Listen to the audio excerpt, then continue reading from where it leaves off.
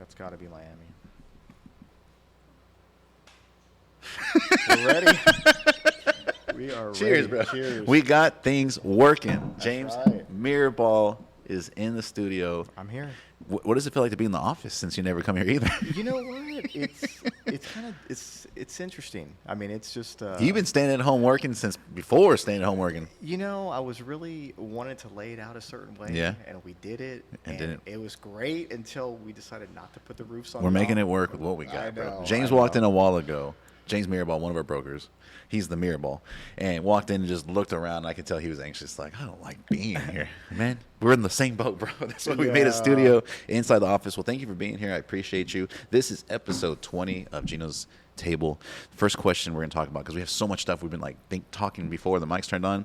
First thing we're going to talk about, what's better, Vietnamese coffee or Puerto Rican coffee? Because you just brought that up, and I've never had Puerto Rican coffee. I'm guessing it's super strong.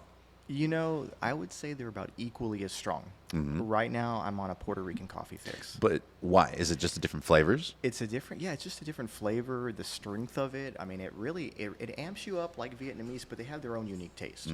So I've been ordering bags of Puerto Rican coffee. Really? Yeah. There's this place called Gusto's that I've been drinking. Michelle loves it too. And Is it a place here locally, or Gusto's is Puerto somewhere? Rico? Oh, because y'all just recently went. Yeah, we went to Puerto Rico, and I had that like every day. So you're getting coffee shipped straight from Puerto Rico?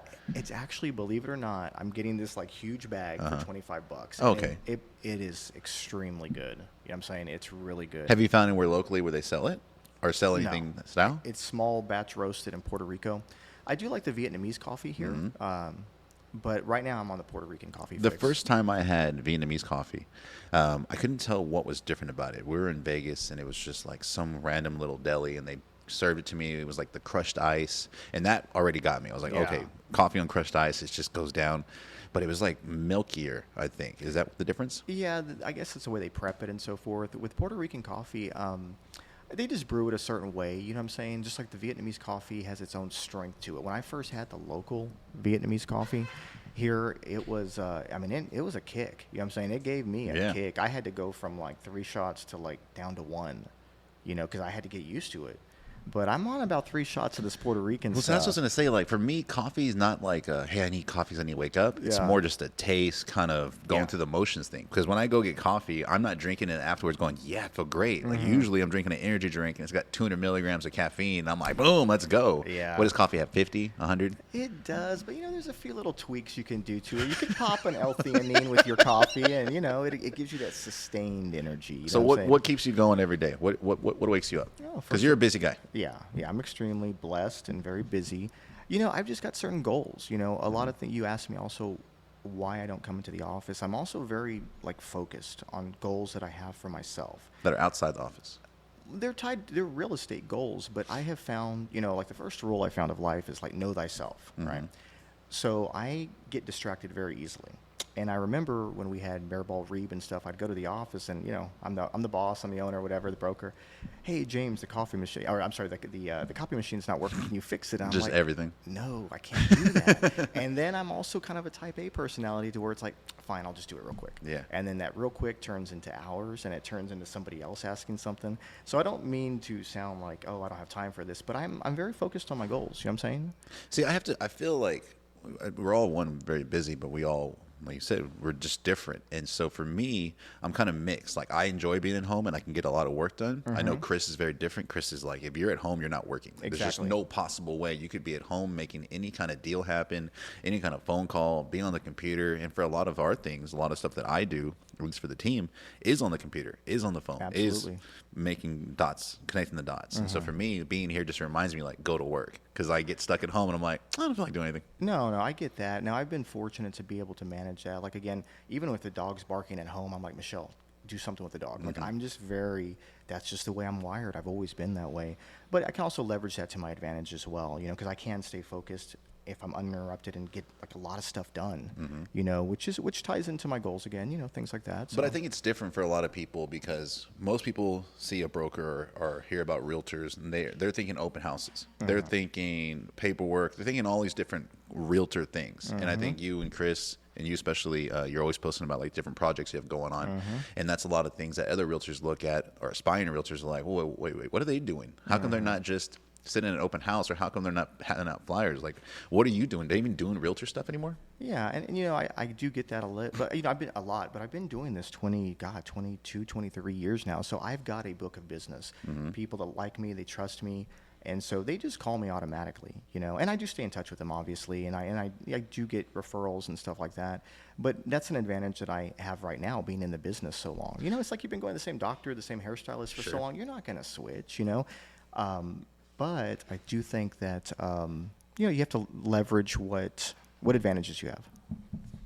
Well, I think because in real estate, you can go so many different ways. Mm-hmm. Like you can go and you can be just a realtor. Right. You can go and be an investor. You can go and be a wholesaler. You can go and be a flipper. You can go and be builders. All these different things that realtors wear the hats of. I think people forget that, maybe because their surroundings they are. Like if I didn't have you and Chris in this brokerage, and a lot of us here, we'd be like, I guess we're just supposed to just take new headshots every month. And there's a little Exactly. playbook that some brokers go by.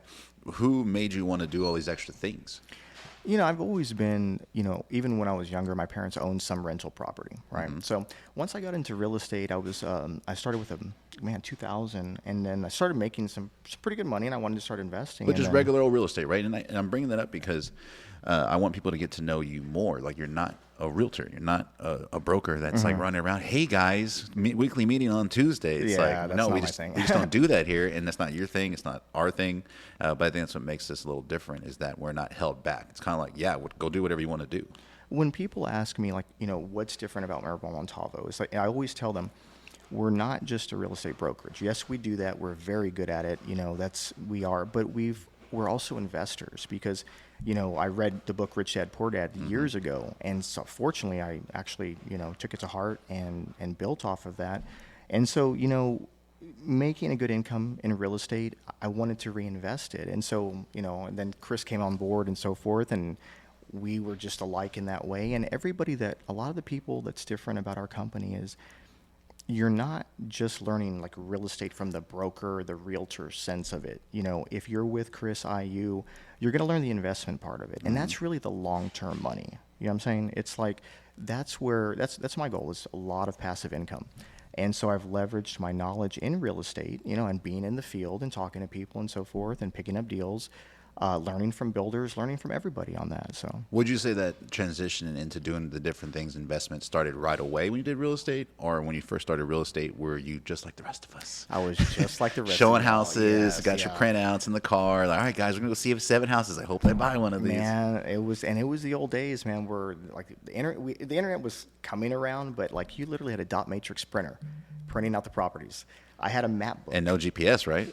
No, you would say, hey, James, I want to see these 5 properties, right? So I would literally print them all out, and then I'd pull out my map book, make a copy of So in that map Corpus. quest where it print directions, Oh, just like, I remember man. the books, like we moved to San Antonio, and it was one of those ones where it's really thick. Yes. But it has like, okay, it has the big map, and it has like a legend. So it's like A1. So I can go to A1 section, just zoom in. You would spend probably an hour and a half, 2 hours just prepping for your appointment back then, because you had to pull the property, then you had to do map Call it all the out, agent, call see the if it has agent. sellers. The lock boxes were a little bit different. Man, I'm like aging myself, but It's okay. But you know, that's how I started. You know, that's how it was. And I don't know if you asked me how I got into real estate. So just a real quick little background. You know, I come from a family in the printing business. You know, most people knew Mirabal as printing. And so I started doing really well in the sales part of it. Who are you selling to? Just all the different companies in town? Yeah, I was, well, actually. Selling printers or selling like products? Printing like postcards and Okay. calendars. And I mean, we would print, like we worked with Selena, Q Productions, Oh, right, really? back then. Whataburger, King Ranch. Like we had a lot of good So clients. back then, before there's like email wasn't what it is now. Oh, no. Would someone come to you, sit down, and go, look, we're trying to advertise this new burger, or we're trying to advertise this new Yeah. event, and then they describe it, and you all have graphic designers? They would usually provide it already done. They would usually provide, back then on a disc, you know, the Mac had kind of just come out into desktop publishing. And so they would bring a disc and they'd have their order and, hey, we need 100,000 of these bookmarks or whatever. So what I would do is like go out into the field and solicit that work basically.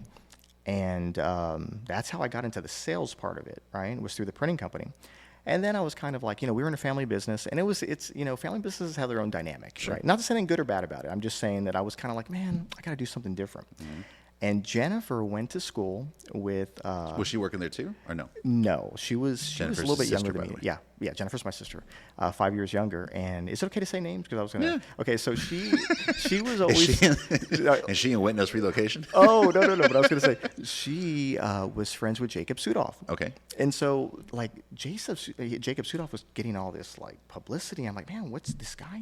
He's young. I know this guy. I mean, when you see it, when you know them growing up, you see him differently. that And then it's guy? like, man, this guy's 18 and he's doing this and he's Yeah.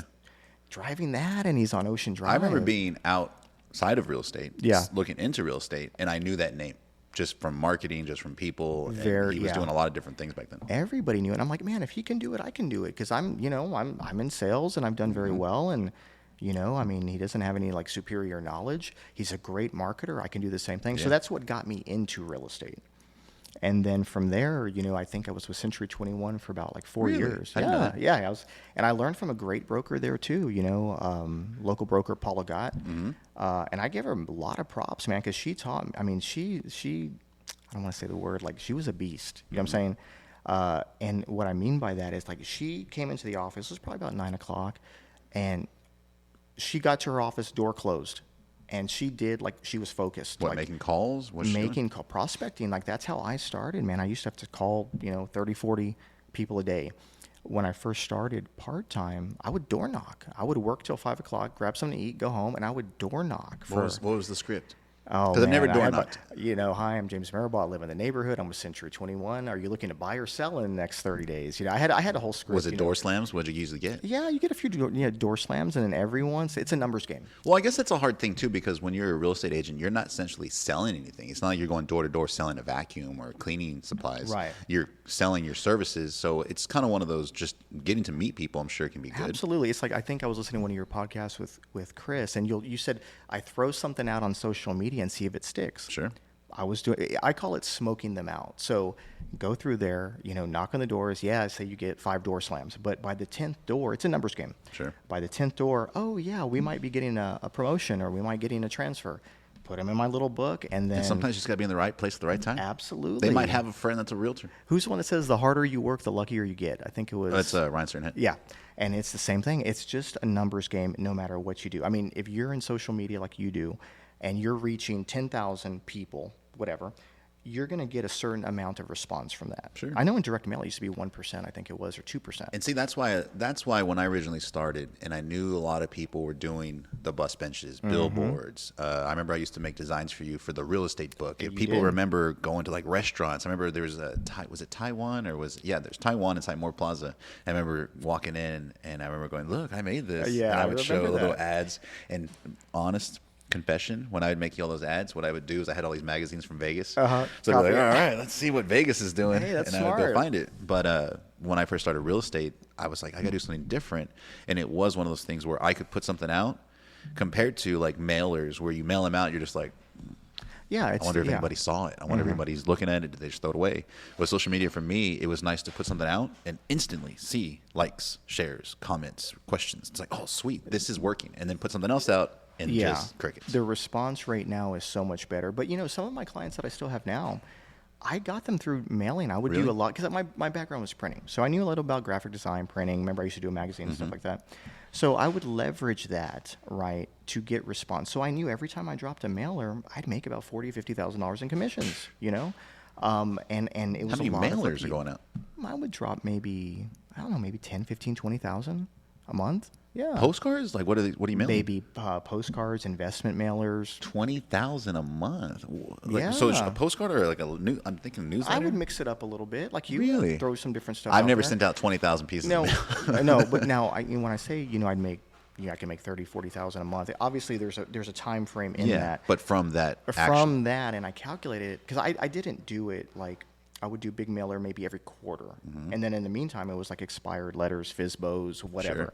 And so, sure enough, every time I did that, I would make a. Who made you do that? Is that something you learned from Century 21 or just Yeah, over time? Back then, I would follow people like Tom Ferry, what's his name, Mike Ferry, just different ones. So I was like you. I was always like engaged in, hey, what's working? And again, I leveraged my background, just like kind of you're leveraging radio. And like, when Arnold started with us, Arnold Garza, jiu-jitsu guy, people always ask me, James, like, I'm going to get into real estate. Like, I want to start marketing Ocean Drive. And I'm like, okay, you can do that. But like Sun Tzu says in The Art of War, go for the low-hanging fruit. I told Arnold, you're in the jiu-jitsu community. You're a black belt. You're well-respected. Go through your phone and just start texting everybody. Clients, Absolutely. I'm Arnold Garza. I'm doing real estate now. You know me from jiu-jitsu, whatever. And who do you know that's looking to buy or sell in the next 30 days? I mean, you've got automatic credibility. And, and again, I'm about big goals and stuff like that. So yes, market Ocean Drive, King's Crossing, all these other things, but go for the low-hanging fruit. That's what I always tell everybody. If you're a nurse, go through the hospital, give your card out, tell everybody that, leverage what strengths you have, because once you get the cash flow coming in, I mean, you can market whoever you want, whatever you want, you know what I'm saying? But everybody starts somewhere. And so you need to go through that period where you're marketing your low-hanging fruit. And now it's even easier because, you got friends on Facebook and stuff like that. And what's crazy about, I think, social media now over the last, I would say, 6 years, maybe even just more, the last couple of years, where the market's kind of turned crazy and there's even more influx of realtors, is that there's so much, like you said, you just go look at Tom Ferry, you look at these different people and see what they're doing.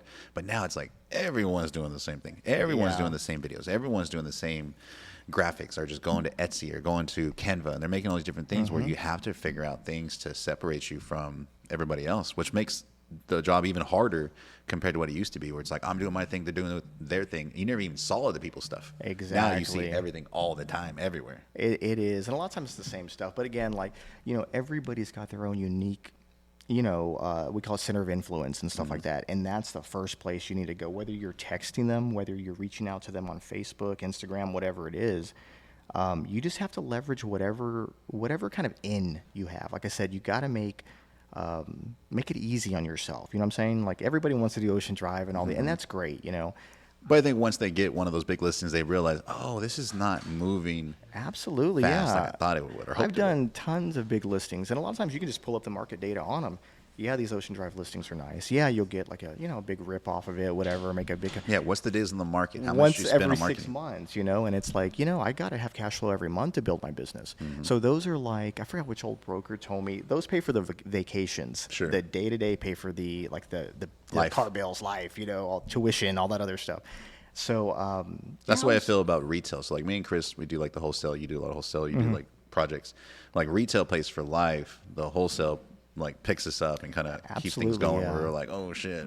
And that was kind of like, from, we were talking about Rich Dad Poor Dad, is it's like, this, selling real estate, that's kind of like my day job, but it was always invested into real estate. So again, because that was part of my long-term goal. And that's hard too, right? Especially when you're at a point where you start making money and you're like, I was talking about this last night with friends. I wish I could go back and think, okay, damn, I know I should have been investing a little bit more or a little bit more. And of course, hindsight's 20/20. And you're like, did I invest enough, or should I? Now I got to kind of keep the wheels going again. Keep going. I always, you can't unscramble those eggs. That's done. But it's never too late to start. You know what I'm saying? It's like, what was that old Chinese proverb? Something like, best time to start was like, 10 yesterday. years ago. Yeah. And then the second best time is now. So there's not really an excuse, because also think about your level of knowledge right now versus, 5 or 10 years ago. You didn't know where the market was going. You know what to look for. You just know a lot better. So although time has passed, now you can leverage your knowledge of real estate, the product, what rents are, all these different things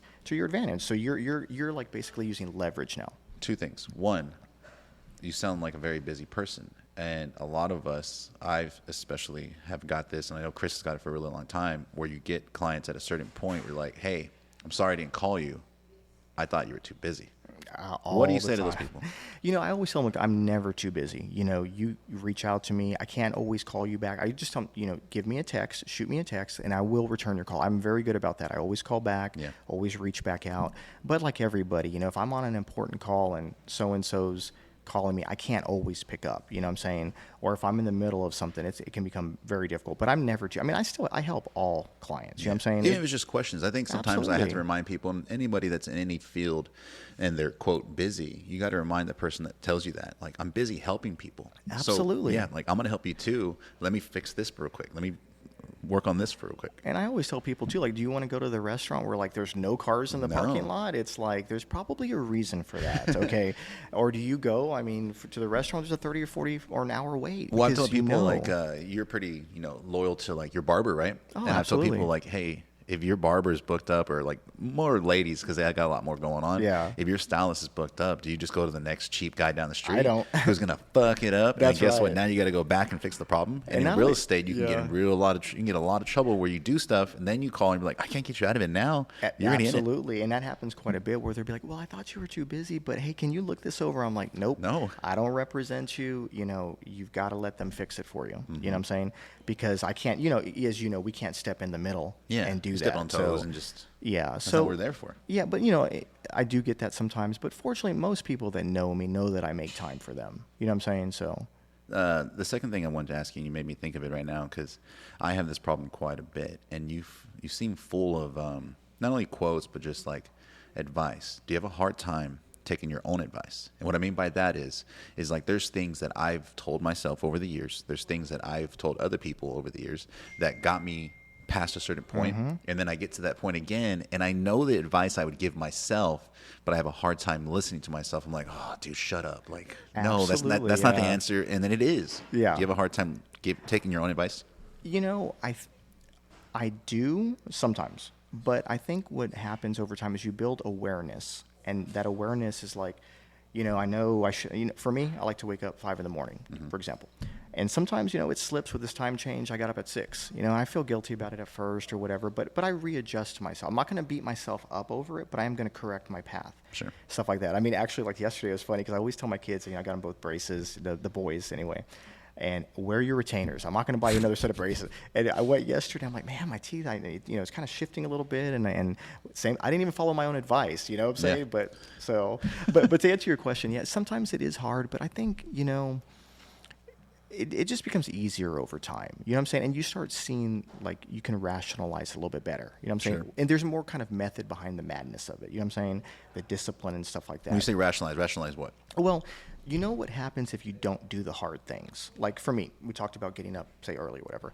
I know when I don't get up early, I tend to be grouchier. I tend to be this. Sometimes it feels good. I got a nice bed. It's it's a sleep number bed. It's super comfortable.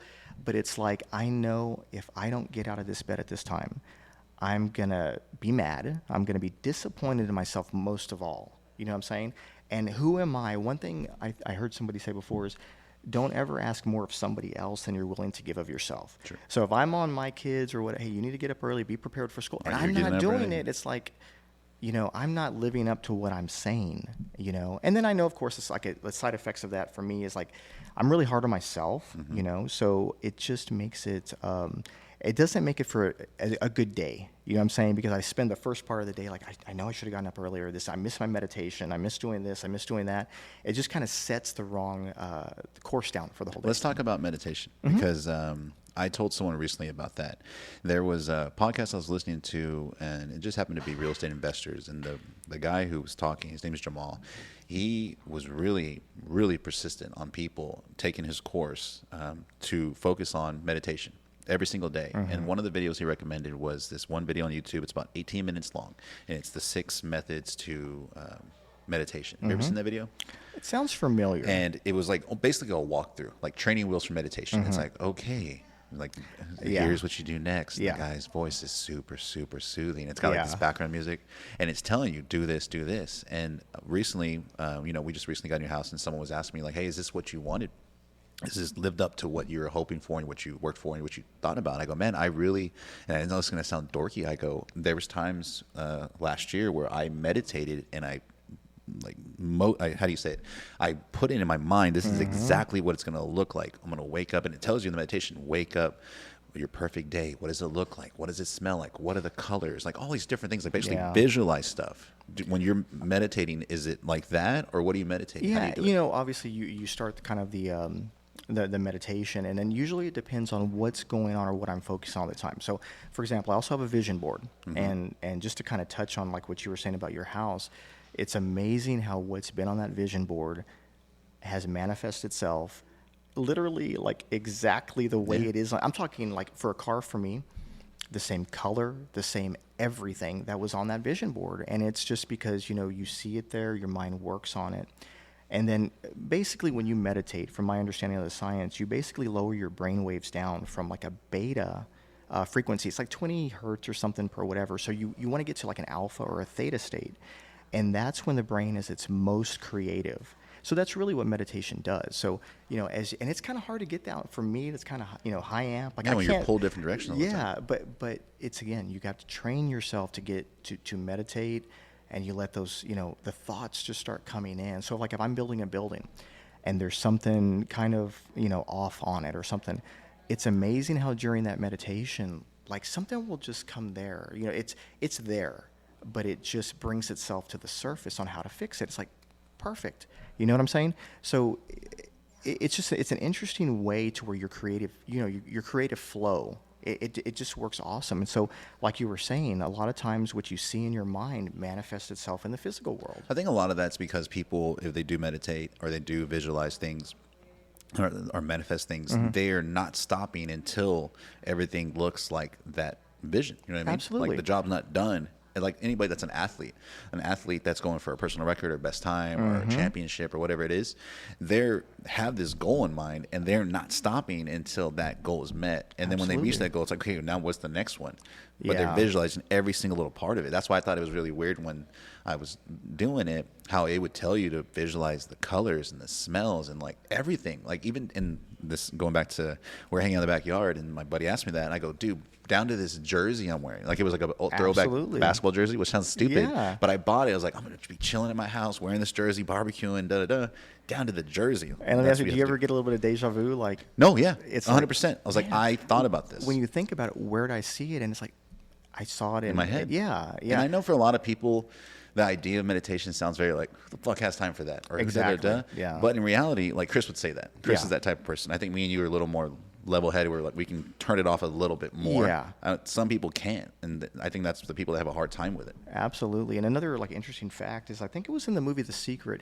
There is a gentleman, Dennis Waitley, and they did an experiment with some Olympic athletes, I think in the 80s. And they had them like run, whatever event they were in. They would do it physically, right? And then they would take time and do it mentally in the head. Like they would literally visualize if they were playing basketball or whatever it was. And it turned out that while they were sitting down, they were, taking the measurements, even though they were just sitting there, but they were just, say, visualizing dribbling the ball, the muscles were firing as if they were actually doing it. And then the ones that actually did it ended up scoring higher. When they balanced physical with mental, they had better results than just doing the physical alone. Yeah. You see what I'm saying? Yeah. So there's a lot of science on it, and I'm real big. It's like you're syncing up the brain to the rest of the body. Absolutely, and even if you just go back like to the Bible, Solomon says, "Where there is no vision, the people will perish." It's right there. Yep.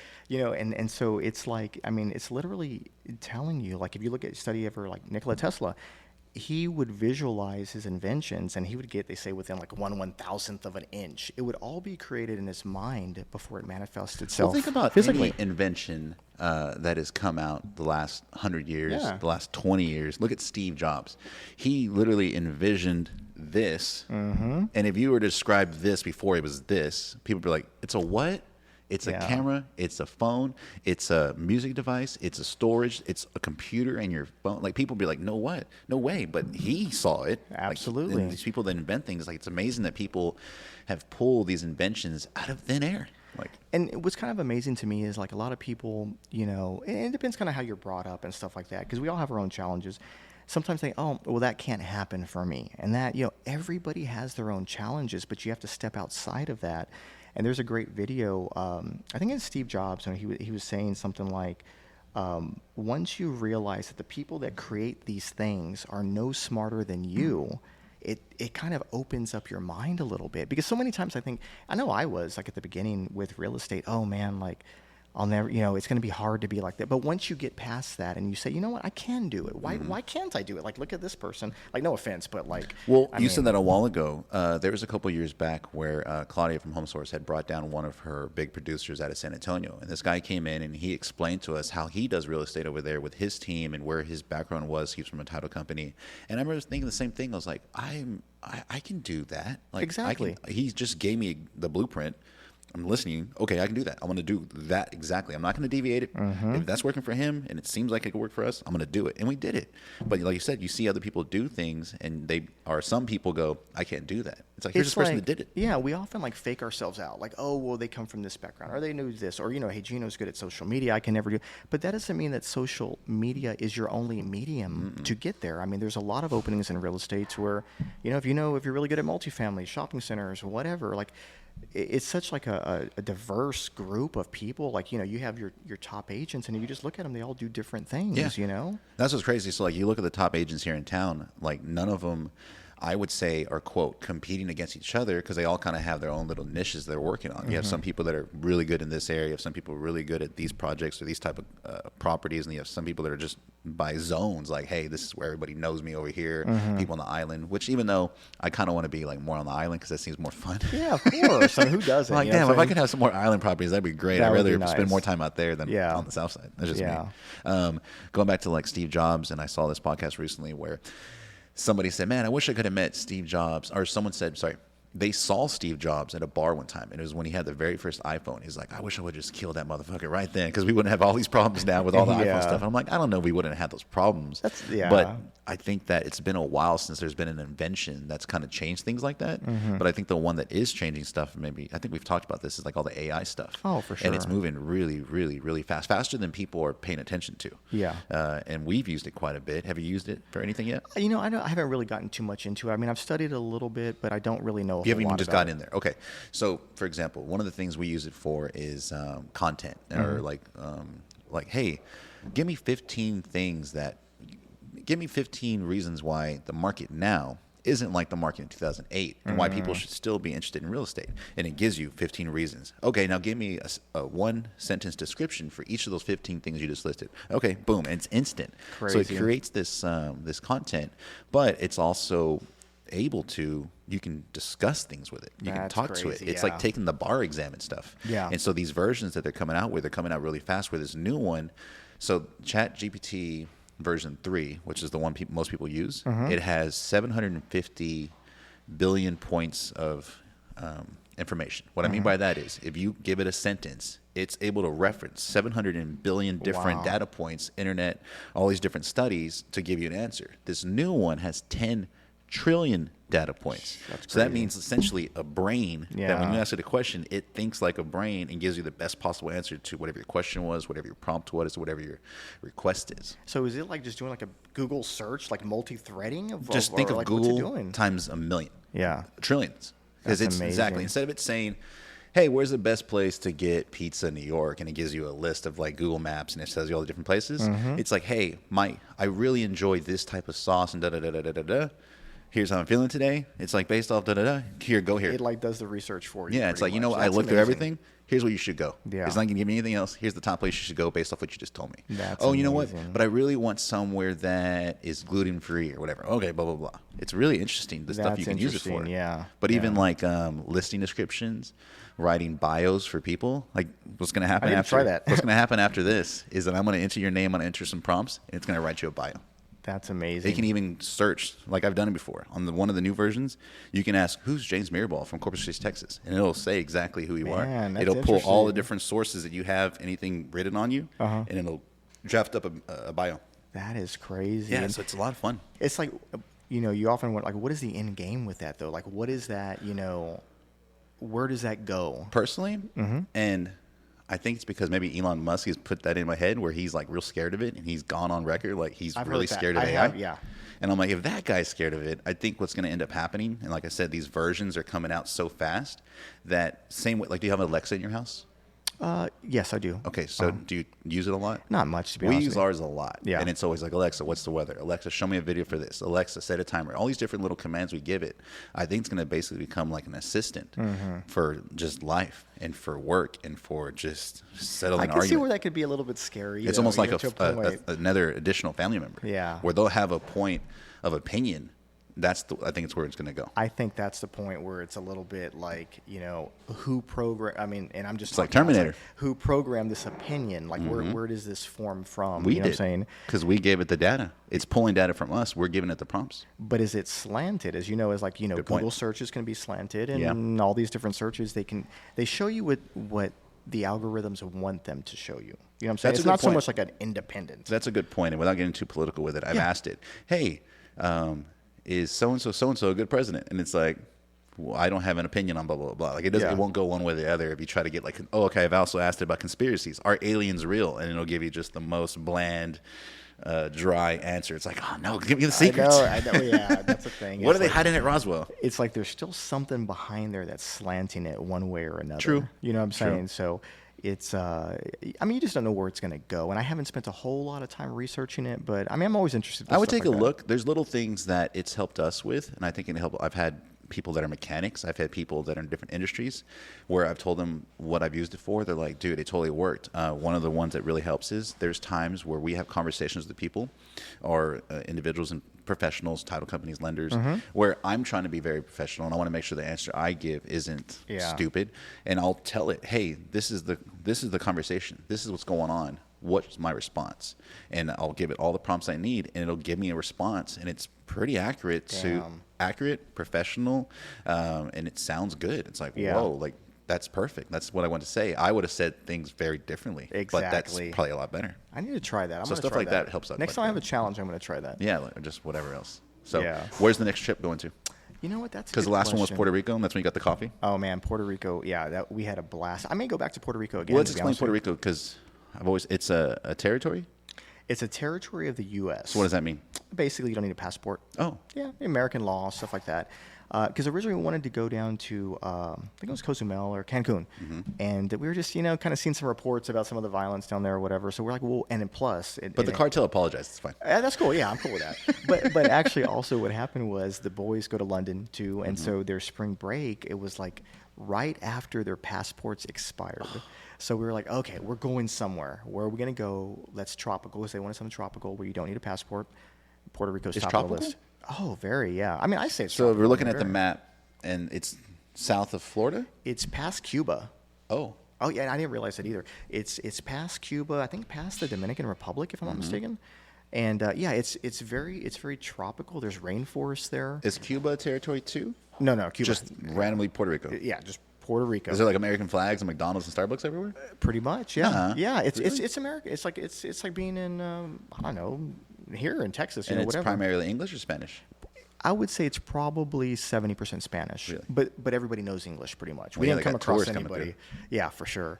And we had a great time over there, man. It was like it was so much fun. The people were wonderful. However, I'm going to give one caveat here: driving in Puerto Rico, they turn into different people. Like if the light goes green, if you don't floor it, it's like like they're honking the horn. Everybody's working, yeah. And then you'll be like driving down the road, like a 4-lane road, and then all of a sudden all the lines disappear, and it's like it On just the gives- road, there's no stripes. like no stripes, and it like narrows to one.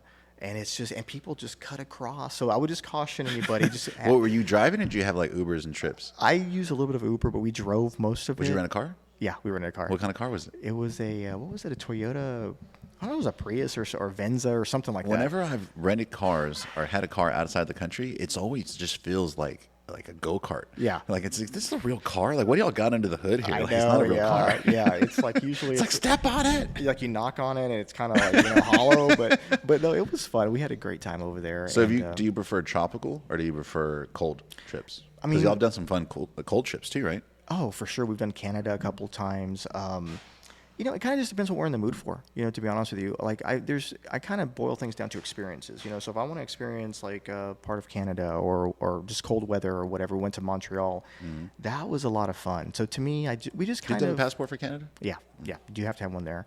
That was a lot of fun too. So it just kind of depends like what we're in the mood for. You know what I'm saying? We What's usually talk next? to the kids.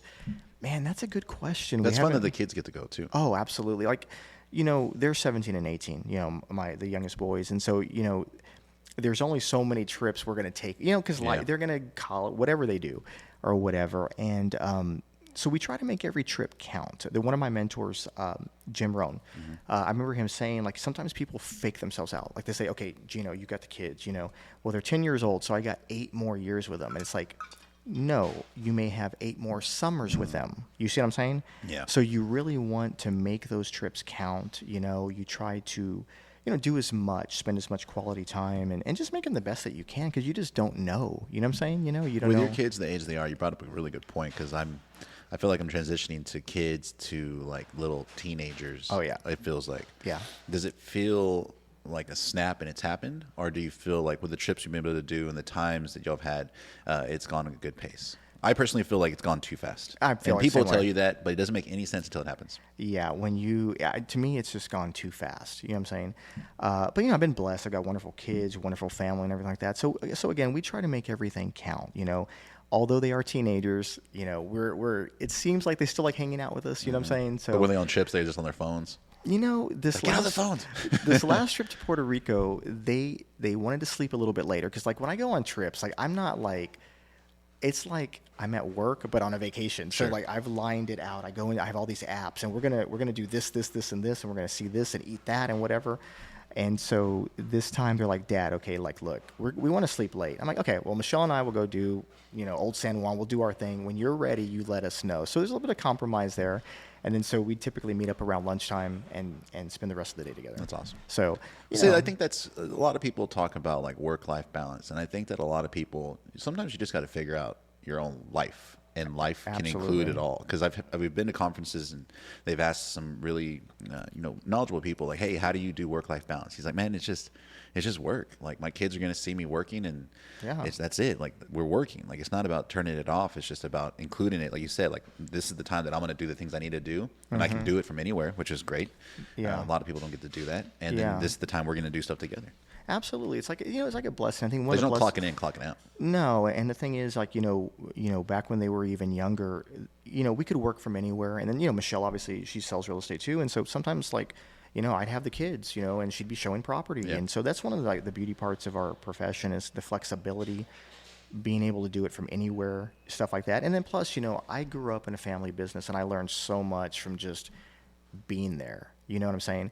And it's funny because, I'm always I always listen to a podcast or something educational in the car. I seldom listen to the radio. Mm-hmm. So it's funny because sometimes the boys were little in the car, and even my daughter and stuff like that.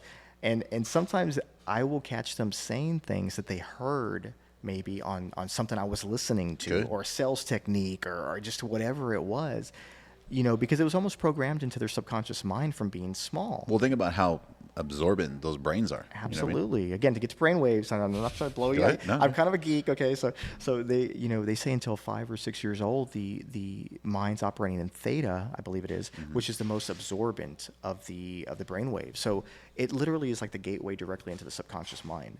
So a lot of what these kids, like there's an old, I think it's a Jewish saying or something like that. I don't remember exactly, but it's like, give me a boy till he's 5 and I'll show you the man.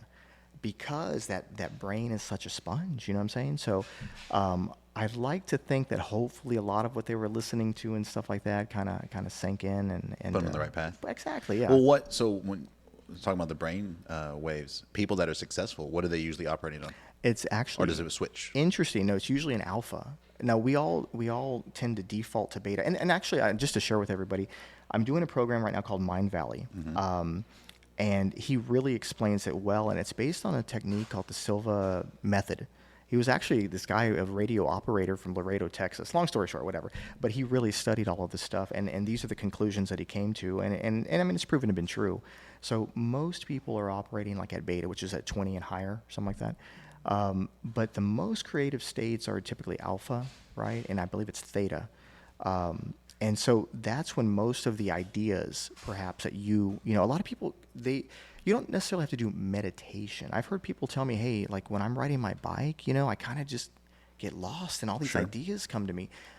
So there's still a lot of research on that, but I think at the end of the day, it's about slowing the brain down to its creative state and where things just kind of come to you.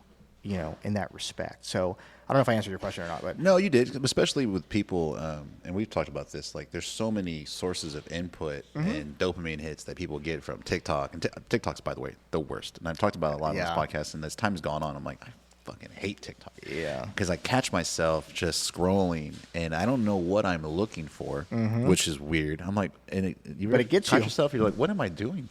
It's 20 minutes later, and I don't know what I'm looking for, and it's just showing me random shit, and I'm like, I don't know. This is so stupid. Like, I can't get it, and it's really bad for kids. They've said. And they were like showing. Are your boys on TikTok?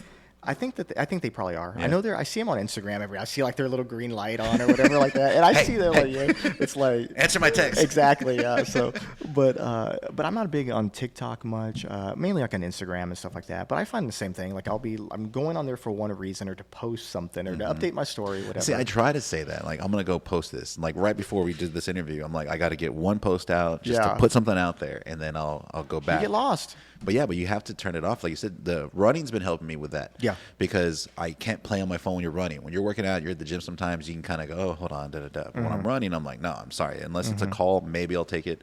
But, yeah, it gives me an hour to kind of just run through things in my head, kind of sort things out a little bit. Absolutely. It's like I said, like, one of the things is that I learned, like, know thyself. Like, find out where, how and when and where you go to that place where the creativity is. And that's different for everybody. You know what I'm saying? Like, I kind of back to the program you're doing. So is it a challenge you're doing, or what do you mean by program? No, it's just an app. What's weird is, like, I woke up one morning and got on my phone, and this Mind Valley app was like on, and he started talking. And when you hear this guy, like, man, it's like he sounds like Bruce Lee. I don't know if you ever heard Bruce Lee talk, but he is so articulate, and he comes across. His name is Vishen Lakhani or whatever. But if you look up the Mind Valley app, I would recommend it to everybody. I think it's really good. That name sounds familiar. That might be the one that I was talking about, where it was the 6 meditation. I think he is that. I think he did come up with something like that. If you look up the Mind Valley app, but man, this guy is like, it's like verbal hypnosis. You know what I'm saying? And I've always been into that stuff, and so that's it right there. Yeah, that's it. Mind Valley. Hey, do you have it? Yeah, I have it on my phone. Yeah, I was actually listening to it. As a matter of fact, before I came here, because I was all amped up on caffeine, I sat in my car for about 10 minutes. Hey, bro, that is the one I listened to. Look. That's probably it, yeah. Hold on, look. Have you done the program? Okay, so look, remember earlier in the podcast, today, I said the 6-phase meditation guide by Vishen Lakhani. That's him. Yep. That's the one where it's 20 minutes, and it walks you through the steps. For anybody that's ever wanted to do or try meditation, wake up in the morning a little earlier, lay there. Yeah. It's good when you're like in that sleep state, because you really visualize a little stronger. Well, you know why that? Because he says it in there.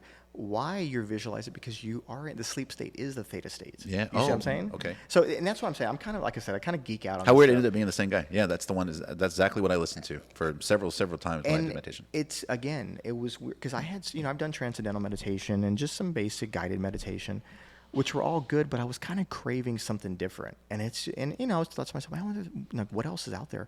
And I woke up one morning, and there it was. You know what I'm saying? So you have the Mind Valley app. I just looked up on YouTube. No, it's like $99 a month, I think it is. But it has the whole. It's like $99. Yeah, it's got the Silva method that I was telling you about. That's more than my Freedom Fitness membership. Hey, but you know what? It's amazing. So what does the app do that I can't get on YouTube? It just has different. It walks you through like the whole, like kind of the Silva method. What I'm explaining to you. To get into those zones.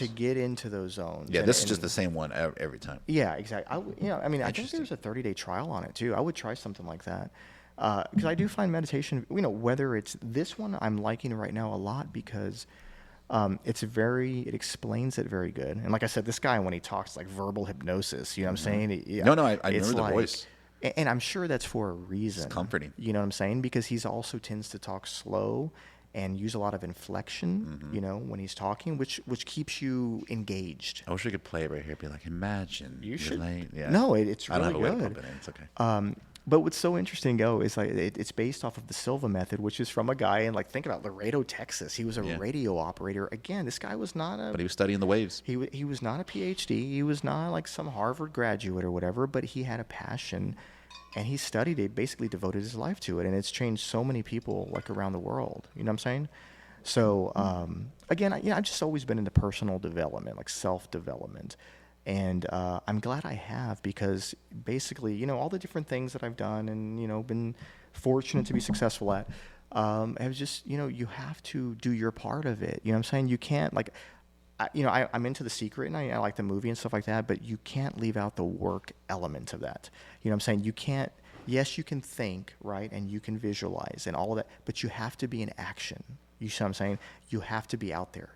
You're going to make mistakes. If you're not making mistakes, man, you ain't learning. Mm-hmm. You know what I'm saying? And you can make some, I know I made some big mistakes, but the thing is that you just have to keep moving forward. You know what I'm saying? And I find this soothing for me. You know what I'm saying? Some people find it hard to believe, like, you're so hype, you're fast, but that's because, I spend the breaks. time in the morning. Yeah, like another Chinese. I'm going to all these things, like all these idioms, and it's like measure twice, cut once. So when you prepare, or even I think Abraham Lincoln had one or something. If you're going to chop a tree, spend the first 6 hours thinking about it, and then 1 hour actually chopping. Because it kind of prepare, it's all based on the mind. You know what I'm saying? And I've just always been passionate about that. I've always just been fascinated with how it works. Because to me, it's like everybody's looking outside in space and these different planets when the biggest mystery is ourselves. Once you know yourself, which you never will. You know what I'm saying? Well, a lot of people don't even take the time to try to figure it out. Yeah. They just move through the motions of life and just wonder for like a second, I wonder what would happen if I did ... Yeah, exactly. Another thing I say a mistake also. Actually, I heard you even say, I think it was on a podcast with Chris or something, where, your thing with the tax return was to get it and go by rims. That was right? an environment that I lived in. And that's the thing is we are all kind of a product of our environment. 100%. And if you're not happy with that environment, you have to work to change your thinking and wonder sometimes, why do I even think that way? You know what I'm saying? Because which is hard for a lot of people to is. leave, quote, the pack. Think of it like in Yeah. terms of animals. You're running with a certain pack, you're doing certain things. I don't want to eat gazelle anymore, and you're lying. Yeah, exactly. Like, yeah. I got to go over here, and I got to go do different stuff, and all the lions are going to be like, what the hell are you doing, bro? Exactly. It's like, I don't want to do that anymore. And that's one of the interesting things, like about humans, or whatever, is that we have the ability to change that. Most animals, from my reading on it, they don't. They just can't change the stripes. Yeah, they just do their thing. You know what I'm saying? And that's what they do. Whereas humans, we can do different things. And I don't know. I love life, man. I don't know if you could tell, but it's like I'm just so excited. I don't. Things can get me down sometimes, but it's like, man, like every day is a blessing. True. I feel the exact same way. Just waking it's up. Kind of like sometimes, like, when I was a kid, having like the car on the wall. You know what I'm saying? Like you were saying, it's so like, yeah. So talking about I really thought about this a lot yesterday. We put on MTV Cribs, and it's crazy thinking back. It was like 20 years ago, and these houses that we've had on the background of very nice modern luxury homes. You're seeing like these people who were, quote, rich superstars, celebrities, and they had these houses where today's standards are like, oh, it's not really that crazy anymore. Yeah. And so seeing that growing up, and then now to the point we are now, I'm like, oh man, it just always just keeps going. Like the bar has to keep being moved every single time. If we're not growing, man, we're just because if I was living dying. up, so if I had the dream of living in a Snoop Dogg's house, yeah, I mean, why couldn't you? If you can do it, anybody, it's just about how determined you are, I think, to get there. You know what I'm saying? Anybody has those little methods, like be it meditation, be it working out, be absolutely. it reading, be it just listening to podcasts. Yeah, it's it was interesting to hear a lot of yours. Yeah, I knew you were big on the meditation stuff. But that's funny how we were listening to the same guy. Yeah, it's crazy. I mean, I find it helps me personally grow. You know what I'm saying? So you think that's been a big part of not only your peace but your success? Well, I think it's kind of layered. You know what I'm saying? Like, again, awareness, being kind of aware of sometimes these fallacies that we're and when I'm saying these things, I'm not like saying, oh, well, my parents were this way or that way. We're all a product of how we grew up, and most of the times, say our parents are a product of how they grew up. That's why they call it kind of generational curses. So if you were brought up thinking, man, you'll never be successful and this and that, and sometimes like I'll be somewhere and I'll hear somebody telling their kids something like that. And I'm not one to criticize. I'm just saying, man, it's I wouldn't want to say that. I wouldn't, what I'm saying, because that can really, especially at that young age, can kind of influence their life. Well, especially with like social media the way it is now, you see people that are these days really, really young and being really successful, and it's showing like other 20-something-year-olds like, hey, if you're not 23 and you have all these accounts and investments and real estate and cars, that you're late in life. And Yeah. it's not. That's a bad part, I think, of social media. But it's different. It's good to see it and know that's possible. But at the same time, it's like, hey, look, if you're 26 and you haven't figured it out yet, it's all right. Yeah. Just keep going. Every person, I believe, has their own like gestation period. Just like you plant a seed, and there's going to be a certain amount of time that passes. But during that time, you have to be, it needs to be watered. It needs to be, Sure. elements from the earth. And it's the same thing as I think the key again is just absorbing good information, working on yourself. I mean, and again, I'm not speaking as an expert. I've got a lot of things to work on. Just personal experience. Just I know when I do these things, things get better. Sure. You know what I'm saying? I know when I don't do them, I don't feel better. So I'm just giving personal, anecdotal experience on what works for me. And everybody's different. Like I sit down, you started talking about laying in bed.